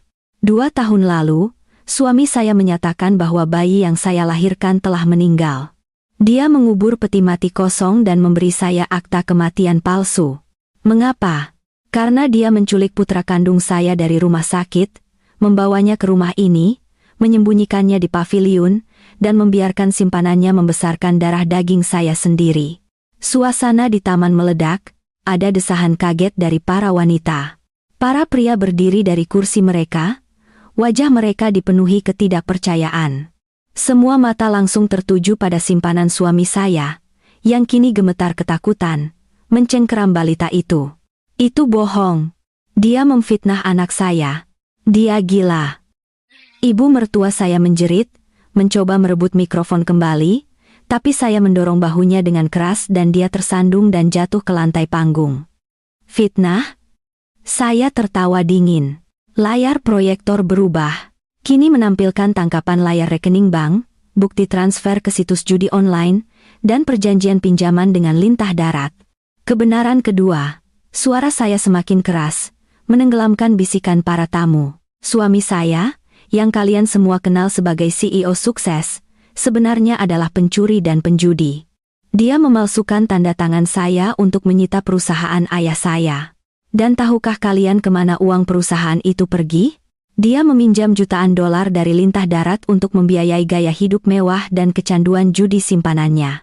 Pria yang kalian sebut sukses adalah seorang kriminal yang diburu oleh para preman. Hentikan, tolong, hentikan. Suami saya tiba-tiba menjerit dari tempat duduknya.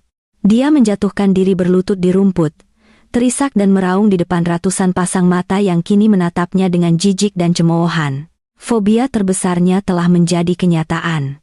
Harga dirinya dilucuti di depan publik yang selalu dia puja. Layar proyektor berubah lagi. Kali ini, menampilkan video dari kamera keamanan tersembunyi, merekam suami saya dan simpanannya merencanakan penjualan ilegal rumah ini dan rencana untuk memasukkan saya ke institusi mental. Buktinya tak terbantahkan. Suara mereka yang terekam bergema jelas, menghancurkan setiap kemungkinan pembelaan. Tepat pada saat itu, suara sirene polisi melengking keras dari luar gerbang. Lampu merah dan biru yang berkedip-kedip menyapu dinding rumah. Beberapa detik kemudian, selusin petugas polisi berseragam masuk ke taman, dipimpin oleh pengacara saya, yang berjalan dengan ekspresi suram dan tekad. "Selamat malam. Kami dari kepolisian," seorang petugas mengumumkan. Dia berjalan lurus ke arah suami saya, yang masih telungkup di rumput. "Ervan Perdana, Anda ditangkap atas tuduhan pemalsuan dokumen negara, penculikan anak di bawah umur, penggelapan perusahaan, dan percobaan pembunuhan yang diinduksi secara medis. Anda berhak untuk tetap diam." Seorang petugas dengan cepat memborgol tangan suami saya. Di belakang punggungnya, pria itu tidak memberikan perlawanan. Dia hanya terisak, ingus dan air mata bercampur di wajahnya yang menyedihkan. Dua petugas wanita juga mendekati simpanannya. Wanita itu mencoba melawan, menjerit dan mengumpat saat polisi memisahkan anak saya dari pelukannya. Saya turun dari panggung dan berlari ke arah anak saya. Saat petugas menggendongnya, anak saya yang ketakutan menoleh ke arah saya. Dia merentangkan tangan mungilnya, air mata mengalir di wajahnya dan memanggil dengan suara balita, "Mama, Mama."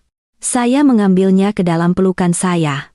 Saya memeluk tubuh kecilnya erat-erat, membenamkan wajah saya di lekuk lehernya, menghirup aroma tubuhnya yang telah dicuri dari saya begitu lama. Air mata kebahagiaan dan kelegaan tumpah ruah, membasahi bahunya. "Mama di sini, sayang. Mama tidak akan pernah melepaskanmu lagi. Kamu aman sekarang," bisik saya berulang kali. Di tengah kekacauan, saat suami dan simpanannya diseret menuju mobil polisi, diikuti oleh cemoohan dan tatapan jijik para tetangga, ibu mertua merangkak turun dari panggung. Dia mendekati saya. Wajahnya basah air mata. Tangannya mencoba meraih ujung jaket saya. "Menantu sayang, tolong. Tolong jangan kirim anak saya ke penjara. Saya mohon. Maafkan dia. Saya ibu mertuamu. Kamu tidak bisa melakukan ini pada kami." Rintihnya, suara memohonnya terdengar sangat menjijikan. Saya mundur selangkah, menatapnya, bara kemarahan saya masih membara di mata saya. "Pengampunan tidak tersedia untuk iblis yang bertepuk tangan atas penderitaan saya," kata saya dingin. Saya memanggil beberapa penjaga keamanan kompleks yang berdiri di dekat gerbang.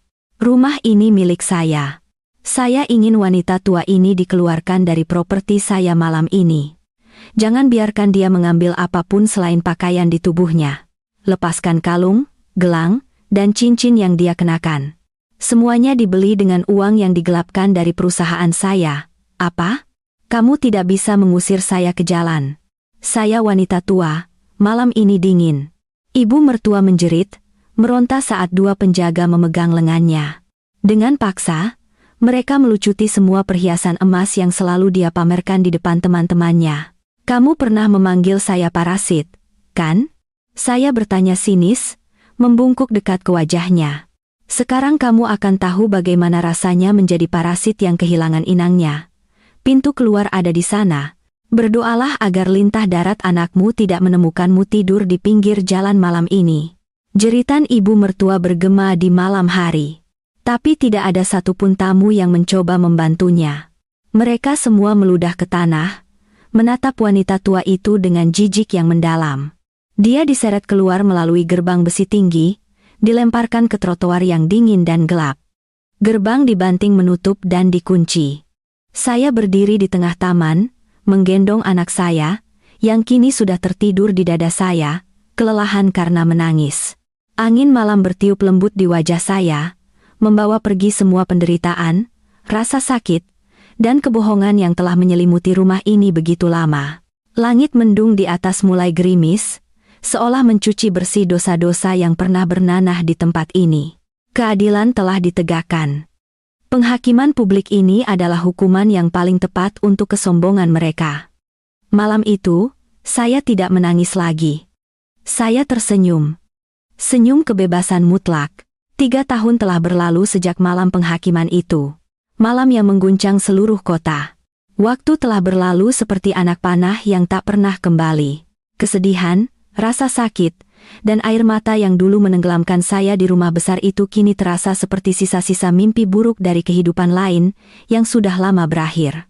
Saya berdiri di depan jendela kaca panorama yang membentang dari lantai ke langit-langit di kantor saya di lantai 25.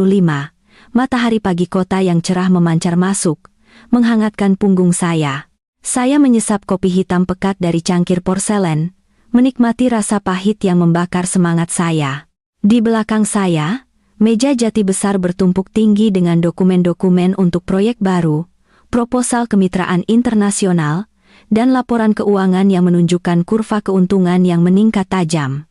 Sejak saya merebut kembali kursi CEO, perusahaan ayah saya tidak hanya pulih dari ambang kebangkrutan yang disebabkan oleh pencurian mantan suami saya, tetapi juga telah berkembang pesat menjadi salah satu raksasa industri di negara ini. Saya bekerja dengan tangan besi yang tersembunyi di balik keanggunan. Tidak ada lagi kebodohan naif untuk dieksploitasi siapapun. Pengacara saya, yang sekarang menjabat sebagai kepala Departemen Hukum Internal kami, memastikan tidak ada satupun celah bagi parasit untuk menyusup. "Permisi, Nyonya CEO." Suara lembut menyela pikiran saya.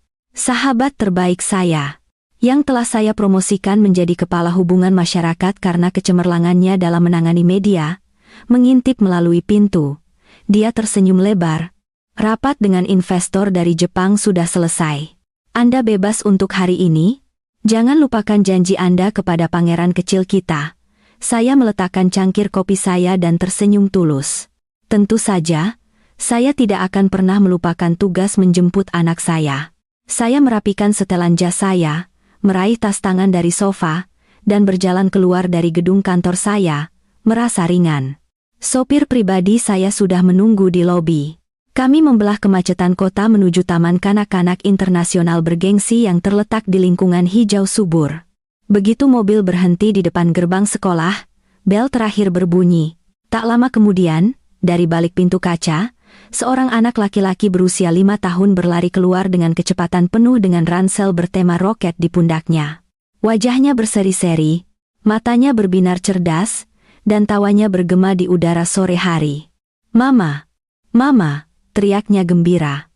Dia melompat ke pelukan saya, nyaris membuat saya jatuh dengan kekuatannya yang mengejutkan. Saya menangkapnya, memutarnya di udara, dan menghujaninya dengan ciuman di pipinya yang tembam. "Halo, juara kecilku. Bagaimana sekolah hari ini? Apa kamu membuat lukisan yang bagus?" tanya saya, mengacak-acak rambut hitamnya yang tebal. "Luar biasa. Saya melukis roket raksasa." "Mama, bisakah kita menempelkannya di kulkas nanti?" celotehnya gembira. Tidak ada jejak ketakutan atau trauma masa kecil yang tersisa di wajahnya.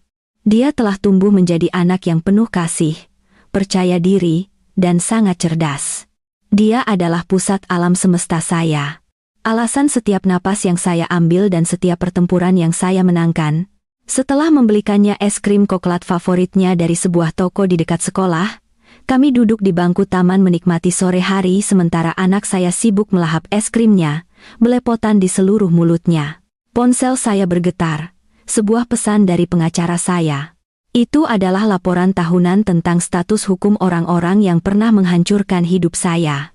Meskipun saya sebagian besar telah membersihkan mereka dari pikiran saya, memantau penderitaan mereka adalah rutinitas kecil yang memastikan keadilan terus berjalan. Saya membuka PDF yang terlampir pada pesan. Mata saya memindai laporan yang ditulis secara formal. Mantan suami saya dijatuhi hukuman 20 tahun penjara tanpa kemungkinan pembebasan bersyarat. Hakim sama sekali tidak menunjukkan belas kasihan kepadanya atas daftar panjang kejahatan seriusnya, mulai dari pemalsuan dokumen dan penculikan anak hingga penggelapan jutaan rupiah. Namun, hukuman penjara negara hanyalah awal dari neraka yang sebenarnya. Laporan itu menyatakan bahwa lintah darat yang kehilangan jutaan mereka tidak pernah melepaskannya. Karena mantan suami saya bangkrut dan tidak bisa membayar sepeser pun, para lintah darat menggunakan jaringan mereka di dalam sistem pemasyarakatan.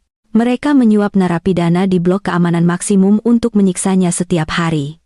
Mantan suami saya, megalomania yang dulunya memuja ketampanan dan penampilannya sendiri, kini kehilangan separuh giginya. Hidungnya patah permanen, tubuhnya dipenuhi luka bakar rokok, dan dia dipaksa menjadi pembersih toilet pribadi untuk narapidana lain. Dia hidup dalam ketakutan yang abadi, terbangun setiap malam dari trauma pemukulan, memohon kematian yang tak kunjung datang. Dia membayar harga untuk fobia tergelapnya. Dia telah menjadi sampah paling dibenci, termiskin di tempat paling terpencil di dunia. Saya beralih ke halaman berikutnya. Nasib simpanannya tidak jauh berbeda. Pada malam penangkapannya, dia mencoba mengelak, menyalahkan segalanya pada mantan suami saya. Dia mengaku tidak tahu apa-apa tentang pemalsuan atau penculikan, menyatakan dia hanya dipekerjakan sebagai pengasuh. Tentu saja, jejak transfer uang dan rekaman video yang saya miliki menghancurkan alibinya berkeping-keping. Dia dijatuhi hukuman 15 tahun di fasilitas pemasyarakatan wanita. Kecantikan yang dia gunakan untuk merayu suami wanita lain lenyap tanpa jejak. Dia ditugaskan di bagian pencucian penjara, mencuci tumpukan pakaian berbau busuk dengan tangan sampai kulitnya lecet dan mengeras. Tidak ada lagi barang desainer, tidak ada lagi liburan mewah. Keluarganya di rumah menolaknya, menolak mengakuinya setelah aib perselingkuhan dan kasus penculikannya viral di media nasional. Dia membusuk sendirian dalam penyesalan yang terlambat. Lalu di halaman terakhir ada laporan investigasi kecil tentang ibu mertua saya. Setelah saya mengusirnya malam itu tanpa sepeser pun uang, wanita tua itu mencoba mencari bantuan dari kerabat yang menghadiri pertemuan. Tentu saja, setelah menyaksikan kejahatan putranya dan mengetahui keluarga itu tidak lagi kaya, tidak ada satupun kerabat yang bersedia menampungnya. Mereka membanting pintu di depannya, memperlakukannya seperti pembawa aib keluarga. Karena sisa harga diri dan kesombongannya, dia menolak pergi ke tempat penampungan pemerintah untuk orang tua. Tidak ingin bergaul dengan orang miskin, keputusan bodoh itu membawanya ke kehidupan keras di jalanan. Kini, wanita yang dulu suka memakai gelang emas tebal dan meremehkan orang lain, menghabiskan hari-harinya mendorong gerobak belanja reyot, mengumpulkan kardus dan botol plastik di sekitar pasar lokal. Dia tidur di atas koran bekas di bawah jembatan layang yang lembab dan bau. Laporan itu menyebutkan bahwa dalam beberapa kesempatan, penjaga keamanan perusahaan saya telah memergoki wanita tua itu berdiri di seberang gedung kantor saya. Dia hanya akan berdiri di sana menangis, menatap jendela kantor saya di lantai 25, mungkin menyesali kebodohannya dalam mengusir menantu yang bisa memberinya kehidupan seorang ratu.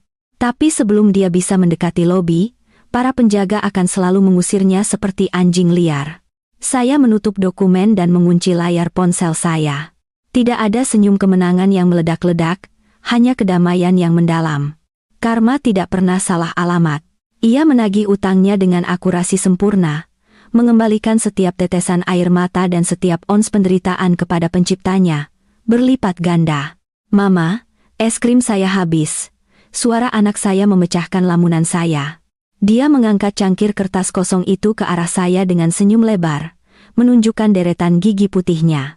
Saya terkekeh lembut, mengambil serbet, dan dengan lembut menyeka coklat di sekitar mulut dan hidungnya. Bagus, sayang. Baiklah, ayo kita pulang sekarang. Mama akan membuat makan malam favoritmu. Yeay. Sosis goreng, serunya, melompat dari bangku. Dia meraih tangan saya, mencengkeramnya erat-erat dengan jari-jari kecilnya. Namun, rasanya begitu kuat, mencengkeram hati saya. Kami berjalan berdampingan menuju mobil, menunggu di pinggir jalan. Angin senja bertiup lembut melalui rambut anak saya. Matahari mulai terbenam, mewarnai langit dengan nuansa oranye dan merah muda yang hangat. Di jalan ini, berjalan menjauh dari masa lalu yang gelap, saya menyadari hal yang paling berharga. Mereka telah mencoba menghancurkan saya, mengunci saya, merampok kewarasan saya. Mereka pikir saya adalah mangsa yang lemah. Tapi mereka lupa bahwa ketika kamu mencoba mengubur seorang ibu dan mencuri anaknya, kamu tidak menanam benih keputusasaan. Kamu menabur benih badai. Dan ketika badai itu tumbuh, ia tidak hanya menerbangkan atap rumahmu, ia meratakan seluruh duniamu. Saya masuk ke mobil, memeluk anak saya sekali lagi, dan menatap ke depan. Masa lalu telah terbakar menjadi abu. Sekarang hanya ada masa depan cerah milik saya dan anak saya. Kehidupan baru yang dibangun di atas fondasi kekuatan sejati yang tidak akan pernah bisa dihancurkan oleh siapapun lagi.